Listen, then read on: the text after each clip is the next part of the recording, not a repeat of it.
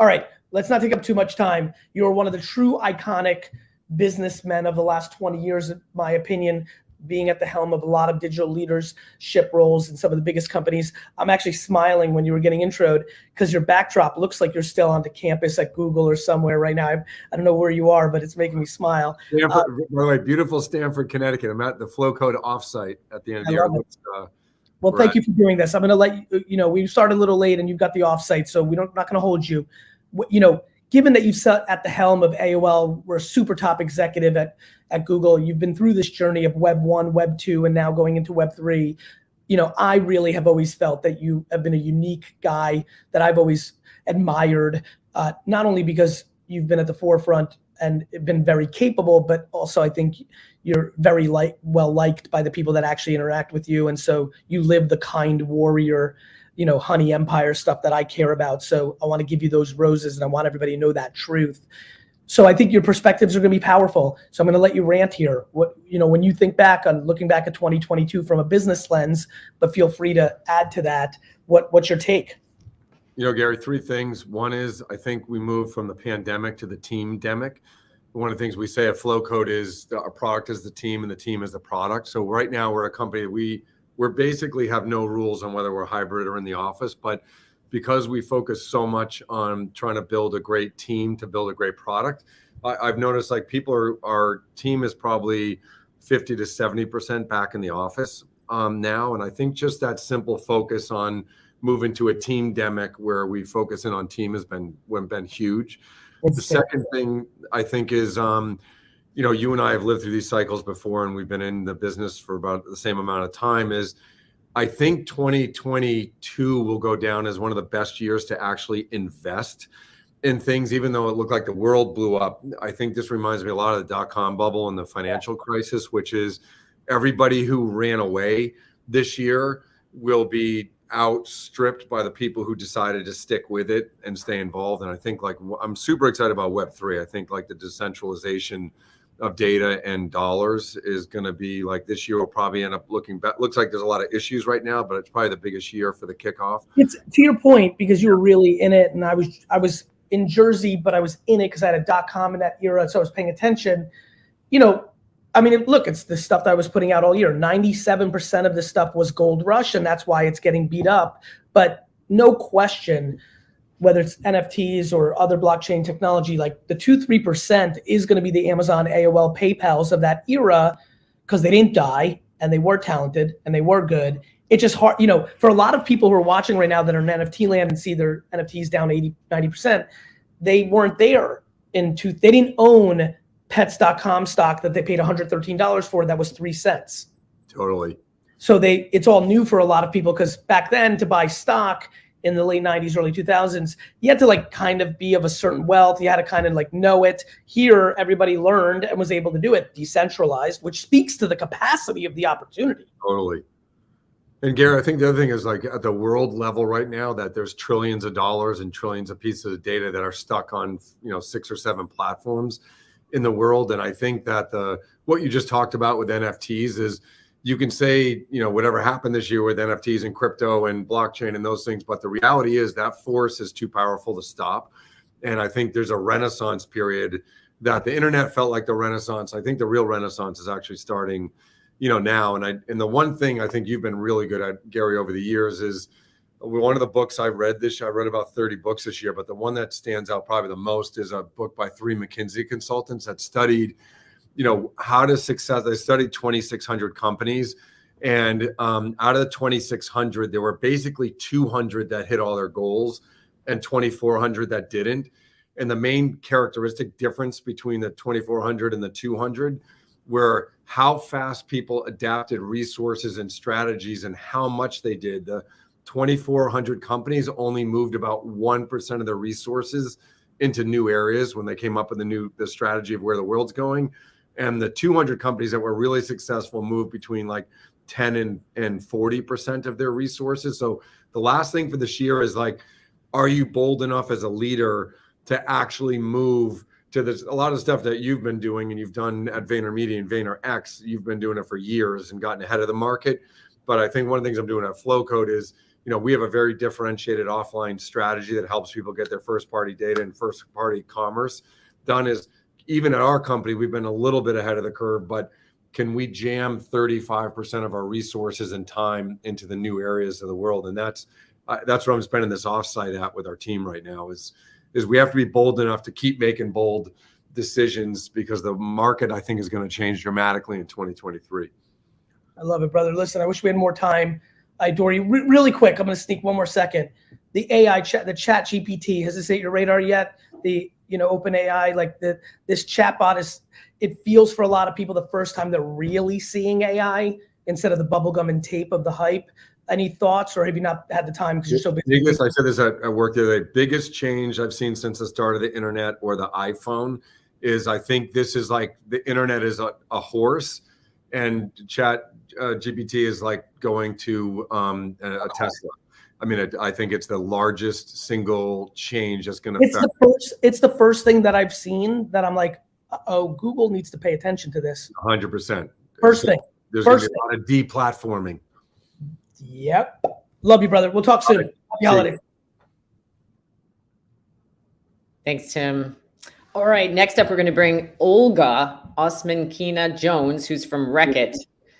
And Olga has a pretty exciting job. She's leading the reinvention of the future of intimate health, sexual pleasure, and rights, all guided by consumer desires and needs. We're super excited to have you, Olga. Yeah, love to call consumers more audiences. So how about just people? Yes, yeah, good. Very real. Olga, I've had the great fortune of getting to know you. I consider you a friend, and I do really think that you have one of the things that listen, I've met thousands of people in marketing in the last 13 years. One of the reasons I continue to lean in to our relationship is I feel like you have really good consumer instincts, which, very honestly, the world that I live in where Tim lives, that's more common because there's startups that really, in corporate world, it's a little more rare because it becomes a little more corporation. But I think, the work that you've done at PepsiCo and now Reckitt, like, it's just very obvious to me that you get it. So from a consumer standpoint, from a human standpoint, to your point, what were the big changes in 2022 that really caught your attention? What was an aha? What was an affirmation? What stands out when you think back at 2022? First of all, Gary, thank you for recognizing what I really cherish, as I think it is my superpower to stay close to people. In the end, we serve them. That's why we are here, right? Look, I think there was a lot of aha moments. I think reconciling technology and just the role of human factor. Technology kept us together, but put us at a distance in COVID. And I think, Tim talked about it as well, but that notion of human touch, whether it is staying close to people we serve or just bringing people we work with together. Remember how wonderful it was for us to get back into a room, just brainstorm, have fun with it, and open up the creative flow. Impossible to do, I think, over tech. Love tech, does a lot for us, but that human factor, being together, was a real aha moment. There is a time and place for everything. Look, in terms of how we connect with people, another big aha moment, and that's something we lived through together with you and the whole VaynerX team and Durex in particular brand team, is how do we stop just following platforms and kind of jumping on the wagon of whatever it is happening in the world and start shaping how people connect with brands. And instead of just, responding to whatever is going on in the world, actually shaping the behavior through very relevant message, not trying to market a product, but really shaping the lifestyle and providing tools for people to open up a conversation. What we've been doing with you on TikTok for me is a big showcase of that. I think we've learned a lot of what is not working, but we equally celebrated a ton of what is. Well, I think, what's so fun about what's not working is for everybody who's an entrepreneur or startup in big brand land, and Olga's been a superstar in that world. For the last 60 years, a lot of it is you make decisions of smart people and research in boardrooms, and then you spend a lot of money, by our small business and entrepreneur realms on putting it into the world. And so there's a lot of subconscious to the cost of a mistake. What Olga's referring to is, for a lot of people who are listening, both marketers in Fortune 500, but the startups, is the model of trying to win on relevance and marketing every day, as if the way they used to, by the way, I've been doing, Olga, you're like this, I've been looking on a case study that we're building at Vayner of how Betty Crocker was built. And a lot of it was how we see the world. They did tons of print in different markets, tons of radio in different market with creative that was contextual to the market, then looked at the feedback loops and then made decisions. They didn't have the internet, so it was slower and different. But what's not working is a positive. I put out a piece of content on social the other day of how much I like when my content falls on its face, even though I thought it was going to do well. It's science, the learning. Yeah, and absolutely. I think big brands are not accustomed to that, because even subconsciously, it's like the creative is expensive, but in the model, the creative is not expensive by comparison. And there's a lot of what doesn't work helps you to find what does work. And that's a powerful framework that hasn't been happening as much in Fortune 500 land. Listen, I couldn't agree more. And frankly, I think the trick is to get out of that space of it's us versus them. It's us, and then there are some consumers as if they're aliens. How about we just put ourselves in the shoes of people we're trying to serve, and stop talking about masses, stop talking about groups that we don't get, but try to actually get under the skin of John or Gary or Olga out there. And frankly, often it's that creating that groundswell, right? As you were saying, contextual, relevant in the moment. Often that approach touches enough of mass to create the snowball effect. And, you know, in my humble opinion, often this concept of connecting at mass is misunderstood. It's not about trying to be everything to everyone. It's just really getting under the skin of people who you need to love what it is you're doing in the world and do it right for them. I love that. What else stood out? Well, we got a couple minutes. Anything else? Actually, real quick, let me just say hello real quick. Keith L. Bennis, good to see you. Vape Warrior, don't vape, it's not good for you. Vicky J, 12, Matt C on LinkedIn. Olga. Love how you read all the names, so spot on. Here we go. People to know we're here with them. Ginger. Yes, absolutely. Olga, hi, everyone. What else is a hot take of something that caught your attention? Yeah, Maybe listen, very quick one. Yeah, I think will be very much in your alley. I am watching what's going to happen with Web3, NFTs, this whole space, because I think right now it's very easy to chicken out, step back, and act as if this has never happened. And the reality is, you know, anything new always has ups and downs, and it's a question of how we weather the storm and continue to experiment, but not experiment for the sake of technology. Again, understand the value, the utility that we can create for the people we serve, and use the tools, whether it's NFT, Web3, whatever it is, use the new tools to just enhance people's experience.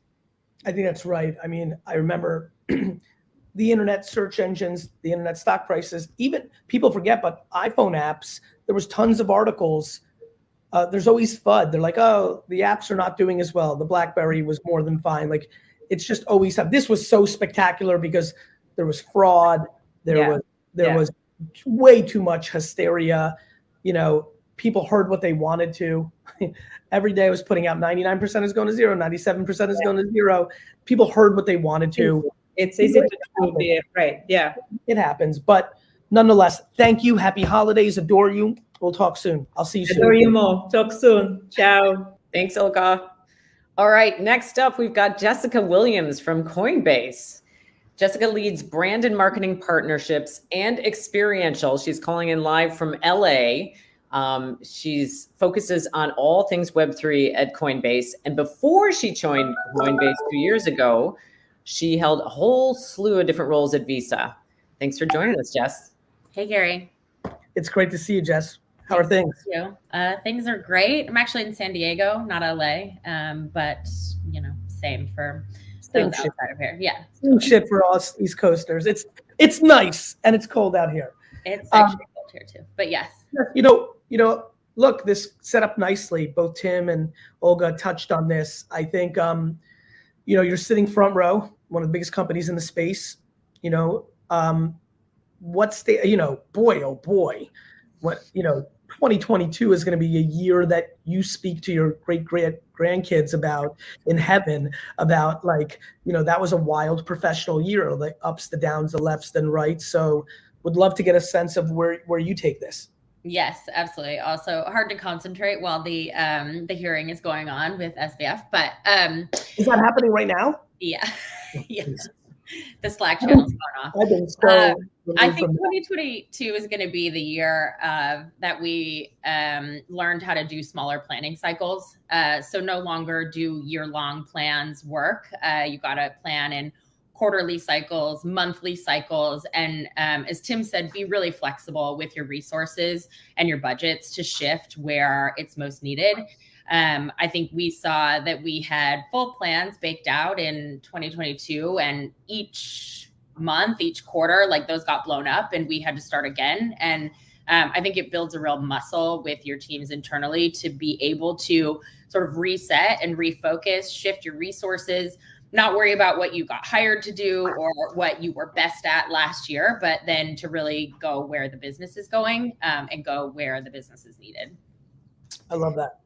I think on that same note, we did not plan for the worst in 2022. And at Visa, one of my bosses used to always make us do pre-retros. So what's the worst thing that could happen within this campaign launch, product launch, you name it, and let's plan for that. And I'm going to make my teams do a bit more of that in 2023. Just what's the worst thing that could happen here, and let's make sure we have a plan for that as well. I'm not sure we could have predicted this, but at least maybe we would have been a little more ready. Yep. A lot of people, let's really help people today. A lot of people here are destined to be at the helm of a senior leader or someone negatively affected by, a hard correction, right? 2029, we could go into a very aggressive fast recession. 2037, we may have a world event that creates it. Taking a more optimistic view, what nice things come out of a reset that is very painful? What do you think you've learned? I don't know if you in your career have had a reset of this size. You and I have been in the workforce a little bit longer than some of these 20-year-olds. So I don't know where you were in your professional career. 2008 is a little while ago now. It is. I actually was working on Lehman when they fell. So I go where the chaos goes. No, Jess, you worked at Lehman when 2008 hit? I was working as a financial analyst on a company that was doing work for Lehman, yes. I see. So you're affected by it. Wow. Not at Lehman, but very similar, very involved in the industry. Yes. I think for me and what I see is that there's going to be a real opportunity for smaller, leaner teams, less hierarchy, clearer alignment, more tests and learns, less, sort of polished everything. And I think this gives both young and more senior people time to really grow and really dig in, do more things, be responsible for more impact. I think within every business, layoffs are never easy, and I would never wish that upon any company or any person. But I do think it provides an opportunity for people to really stretch both out and up, and it gives more people more opportunity to launch and grow and lean into places that they may not have in the past. And I think that's a real opportunity for everyone across all industries. Not just big tech. What else on the consumer lens? Oh. All right. What else on the consumer lens are you seeing? I think the big one that I have been loving is Andrea. First of all, Andrea, get her back on. We got to even if it looks a little good. Yeah, Dustin's good. That was so good. You being there that fast, wow. I'm really impressed. You really got my back. Thank you. Hey, I love Jess. I love you. So we're all hearing this. I also like clicking and doing 9 things at once and click the wrong tab. Jess, let me finish this off because Andrew's going to take over here in a second. What else do you see on the consumer lens that really caught your attention? By the way, it could be outside of Web3. It might be something, your favorite brand in cereal or handbags, or what else was interesting in 2022? I honestly just think this 1,000 true fans mentality has grown so significantly, even for large brands. I love the idea that, you know, Nike isn't, I mean, they're still interested in the mass media, but that they are really speaking to their 1,000 true fans through .swoosh launch.